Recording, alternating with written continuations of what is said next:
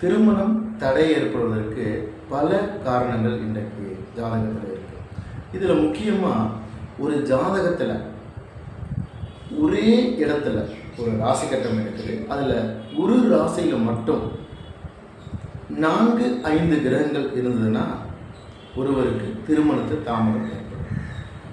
காரணம் என்னன்னு பார்த்தீங்கன்னா, ஒரே இடத்துல இருக்கக்கூடிய கிரகங்கள் அந்த கிரக சேர்க்கைகளை பார்க்கும்போது ஒரு கிரகம் யோகமான கிரகங்களாகவும் இருக்கும். சில கிரகங்கள் ஒரு அஷ்டமாதிபதி கிரகமாகவும் இருக்கலாம், அல்லது ஒரு பாதகாதிபதி கிரகமாகவும் ஒரு பாதகாதிபதி கிரகமாகவும் இருக்கலாம். ஒரு 7ஆம் இடத்ததிபதி ஒரு ராசி கடத்தில் இருக்குது. அதே இடத்துல ஒரு பாதகாதிபதியும் சேர்ந்திருக்கு அப்படின்னா அவர்களுக்கு திருமணம் லேட்டாக தான் நடக்கும். அதே போல் அந்த இடத்துல ஒரு 8ஆம் அதிபதியும் சேர்ந்திருக்கு, அதாவது 7ஆம் அதிபதியும் 8ஆம் அதிபதியும் சேர்ந்திருக்குன்னா இந்த கிரகநிலை உடையவர்களுக்கும் திருமணம் தாமதம் ஏற்படும். ஒரே இடத்துல ஒரு 4-5 கிரகங்கள் இருக்கும்போது அதில் சுபகிரகங்களும் இருக்கலாம், அசுபகிரகங்களும் இருக்கலாம். அந்த கிரகங்கள் சேருகின்ற அந்த கிரக சேர்க்கையானது தவறான அமைப்பில் இருக்கும்போது அவர்களுக்கு திருமணம் தாமதம் ஏற்படும். கிரகத்தோட ஒரு கிரகம் சேரும்போது அந்த கிரகம் ஒரு சுப கிரகமாக இருந்தது அப்படின்னா எந்த விதமான பிரச்சனையும் இல்லை. ஒரு 7ஆம் அதிபதி ஒரு இடத்துல இருக்குது, அந்த இடத்துல கேது பகவானும் சேர்ந்திருக்காங்க, 7ஆம் அதிபதியும் கேது பகவானும் சேர்ந்திருக்காங்க. இப்படிப்பட்ட அமைப்புகள்லாம் இருந்துச்சு அப்படின்னா திருமணம் காலதாமதம் ஏற்படும். ஒரு ஜாதகத்தை எடுத்துக்கோங்க, ஒரு கும்பலக்கணம்னு எடுத்துக்கலாம். இந்த கும்பலக்கணத்துக்கு 7ஆம் இடத்ததிபதி சூரிய பகவான். அப்போ இந்த 7ஆம் இடத்ததிபதி யார் அப்படின்னு பார்த்தீங்க அப்படின்னா கலத்திர ஸ்தானாதிபதி அவர். அப்போ நம்ம பொதுவாக என்ன சொல்லுவாங்க அப்படின்னா, ஒரு கலத்திர ஸ்தானாதிபதியோட திசை நடக்கும்போது திருமணம் கைகூடும் அப்படின்னு சொல்லுவாங்க. ஆனால் ஒரு சிலருக்கு அந்த கும்பலக்கணத்தில் பிறந்தவர்களுக்கு 7ஆம் இடத்துலேருந்து சூரிய பகவான் திசை நடத்தினாலும் திருமணம் நடக்காது, தாமதம் ஏற்பட்டு கொண்டே இருக்கும். இதற்கு காரணம் என்ன அப்படின்னு பார்த்தீங்க அப்படின்னா, அந்த 7ஆம் இடத்த அதிபதி கேதுவோட நட்சத்திரத்தில் இருக்கலாம். இப்போ மகம், பூரம், உத்திரம் இந்த 3 நட்சத்திரங்களும் சிம்ம ராசியில் இருக்குது. அந்த 7ஆம் இடத்த அதிபதி சூரிய பகவான் அந்த இடத்துல இருக்கும்போது அந்த சூரிய பகவான் கேதுவோட நட்சத்திரத்தில் இருந்தது அப்படின்னா 100% திருமணத்தை தாமதத்தை ஏற்படுத்தியே தீரும். அதே போல் கும்பலக்கணமாக இருந்து வேறு ஏதாச்சும் ஒரு கிரகம் அந்த 7ஆம் இடத்துல இருந்து திசை நடத்தினாலும் அந்த கிரகமும் கேதுவோட நட்சத்திரத்தில் இருந்துச்சுன்னா திருமணத்தை தாமதப்படுத்தும். அதே போல்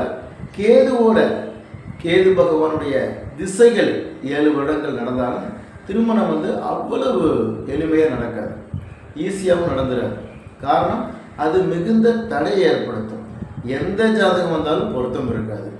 சில பேருக்கு பார்த்தீங்க அப்படின்னா, நீங்களே உங்கள் வாழ்க்கையில் சந்திச்சிருக்கலாம், நிச்சயம் பண்ண திருமணம் கூட நின்று போயிருக்கும், மண்டபம் கூட புக் பண்ணியிருப்பாங்க, அந்த கேது திசையில் விளக்காய் நின்று போயிருக்கும். அதனால் இந்த கேது பகவானுடைய திசை நடக்கும்போது பொருத்தம் பார்ப்பவர்கள் கவனமாக பார்க்கணும். இல்லைன்னா திருமணத்துக்கு பிறகும் பிரச்சனை பண்ணும், திருமணத்துக்கு முன்னாலேயும் பிரச்சனை பண்ணும். அதனால் இந்த கேது பகவானுடைய திசை நடக்கும்போது சற்று கவனமாக பார்க்க வேண்டும். அது மட்டுமல்ல, ஒரு ஜாதகத்தில் கேது பகவானுடைய நட்சத்திரத்தில் 3 கிரகங்கள் 4 கிரகங்கள் இருந்ததுன்னா அவர்களுக்கு திருமணம் மிகவும் காலதாமதம் ஏற்படும். பொருத்தத்தை மட்டும் பார்த்துக்கிட்டு இருக்கக்கூடாது. சில பேர் சொல்லுவாங்க, நான் பார்த்த பொண்ணுக்கள்லாம் திருமணம் ஆயிடுச்சுன்னு சொல்லுவாங்க. அதே போல் பொண்ணு வீட்டார் சொல்லுவாங்க, அதே போல் பெண் வீட்டார் சொல்லுவாங்க, நாங்கள் பார்த்த மாப்பிள்ளைகள்லாம் திருமணம் ஆயிடுச்சு, எங்கள் பொண்ணுக்கு திருமணம் ஆகலை அப்படின்ட்டு. இந்த மாதிரி கிரக நிலைகள் இருந்ததுன்னா நீங்கள் சொல்கிற மாதிரி தான் நடக்கும். அவர்களுக்கு யோகமான திசாபுத்திகள் நடக்கும், திருமணம் கைகூடும். இப்போ நம்ம பொருத்தம் பார்க்கும்போது என்ன பார்க்குறோம், 10 பொருத்தத்துக்கு 10 பொருத்தம் இருக்கான்னு பார்க்குறோம். 8 பொருத்தத்துக்கு 8 பொருத்தம் இருந்ததுங்க, ஜோதிடர் வேணான்னு சொல்லிட்டாரு அப்படின்னு சொல்லுவோம். ஆனால் இந்த நட்சத்திர பொருத்தம் மட்டும் பார்க்கறதுனால அவருடைய மன வாழ்க்கை சிறப்பாக இருக்குமா அப்படின்னா அப்படி இல்லை. காரணம், ஒருவருடைய ஜாதகத்தில் ஒரு யோகமான திசை நடந்துச்சு அப்படின்னா அவர்களுக்கு பெரும்பாலும் அவருடைய மன வாழ்க்கையில் பிரச்சனை வராது. அதே நேரத்தில் அவர்களுக்கு குடும்பஸ்தானம், கலத்திரஸ்தானம் இந்த கிரகங்கள் நன்றாக இருக்கணும். இந்த கிரகங்கள் 6, 8, 12 போய் மறையக்கூடாது. இந்த அமைப்புடைய ஜாதகங்களுக்கு திருமணம் நடக்கும்போது பெரிதாக எந்த ஒரு பாதிப்பும் வராது.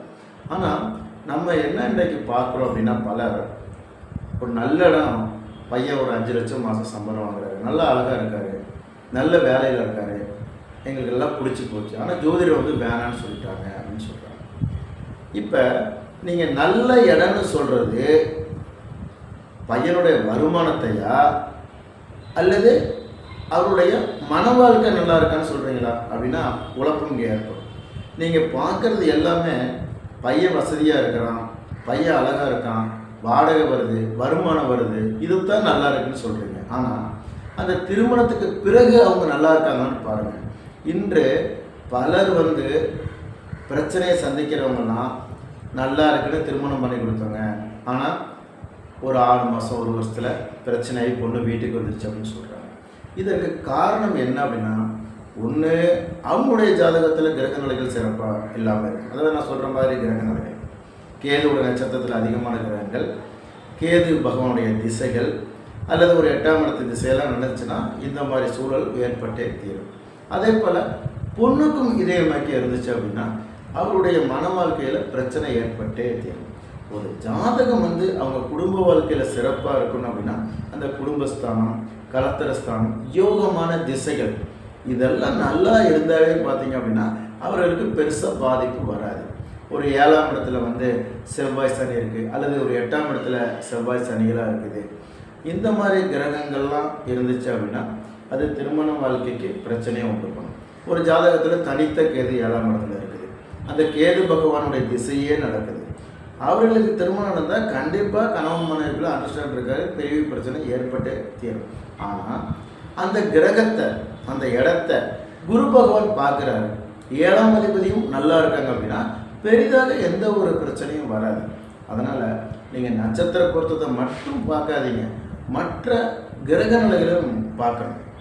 நம்ம அதை பார்க்கறது கிடையாது. 10க்கு 10 பொருத்தம் இருக்குது, 8 பொருத்தம் இருக்குது அப்படின்னு சொல்கிறாங்களே ஒழிஞ்சு இந்த கிரக நிலைகளை, திசா புத்திகள், இந்த கிரக சேர்க்கைகள், பார்க்கக்கூடிய கிரகங்கள், ஒரு அஷ்டமாதிபதி திசை நடக்குதா இதெல்லாம் பார்க்கணும். இப்போ ஒரு பையனுக்கு வந்து பார்த்திங்கன்னா நல்லா படிச்சிருப்பாங்க, சிலர் வந்து நல்லா படிச்சிருப்பாங்க, ஆனால் திருமணம் கைகூடாது, ஆனால் வசதி வாய்ப்புகளும் பெருசாக இருக்காது, நல்ல பையனாக இருப்பாங்க, ஆனால் பொண்ணு தர மாட்டாங்க. காரணம் அவங்களுக்கு நல்ல வேலை இல்லை, வருமானம் இல்லை, வசதி வாய்ப்புகள் இல்லை, சொந்த வீடு இல்லை அப்படின்னு சொல்லுவாங்க. ஆனால் அவரோட ஜாதகத்தில் அது வரைக்கும் அவருக்கு வந்து ஒரு யோகம் இல்லாத திசை நடந்திருக்கும். ஆனால் ஒரு 2 வருஷத்தில் வந்து நல்ல வேலை கிடைக்கிற யோகமான ஒரு பாக்கியாதிபதி திசை நடக்குதுன்னு வச்சுக்கோங்க. ஒரு மேச லக்னம்னு எடுத்துக்கலாம், குரு பகவானுடைய திசை அடுத்தது ஸ்டார்ட் ஆகுது அப்படின்னு வச்சுக்கோங்க. இப்போ ஒரு பாக்கியாதிபதி திசையை ஸ்டார்ட் ஆகுது, எப்படி இருக்கும்? 16 வருடங்கள் சிறப்பாக இருக்கும், அவர் வாழ்க்கையில் மிகப்பெரிய முன்னேற்றத்தை அடைஞ்சிடுவார். அப்போ அட் ப்ரெசண்ட் எப்படி இருக்குன்னு மட்டும் பார்க்கக்கூடாது, இந்த திருமணத்துக்கு பிறகு எப்படி இருக்குது அவருடைய மன வாழ்க்கை, ஒரு 30 வருடங்களுக்கு எப்படி இருக்குன்னு பார்க்கணும். அதுக்குள்ளே அவங்க குழந்தைங்களாம் பெருசாகிடுவாங்க, அதனால் பிரச்சனை இல்லை. ஒரு திருமணத்துக்கு பிறகு ஒரு 30 வருடத்துக்கு வரக்கூடிய திசாபுத்திகள் வந்து நல்ல யோகமான திசாபுத்திகள் இருக்கும். அல்லது ஒரு அஷ்டமாதிபதி திசையெல்லாம் 2 பேர்த்துக்கு வந்துச்சுனாலும் சரி, ஒரு கெட்ட திசை வந்துச்சுனாலும் சரி, 2 பேர்த்துக்கு பிரச்சனை வந்தே தான் தீரும். இது முக்கியமாக பார்த்துக்கணும்.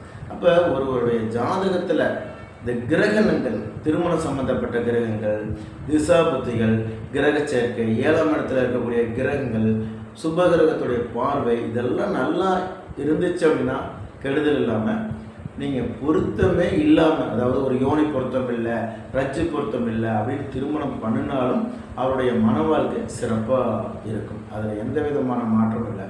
எத்தனை பேரும் நம்ம பார்க்குறோம், பொருத்தமே இல்லை, யோனி பொருத்தம் இல்லை, ரஜ்ஜு பொருத்தம் இல்லை, அவங்கெல்லாம் திருமணம் பண்ணிட்டு நல்லா தான் இருக்கிறாங்க. ஆனால் திருமணம் பார்த்து பண்ணவங்க ஏன் பிரிகிறாங்க அப்படின்னா இதுதான் காரணம். அவருடைய கிரக நிலைகளும் திசாபத்திகளும் சிறப்பாக இல்லாத போது நீங்கள் இந்த 10 பொருத்தத்தை மட்டும் பார்த்து பண்ணும்போது அவர்களுக்கு மன வாழ்க்கையில் பிரச்சனை ஏற்பட்டே தீரும்.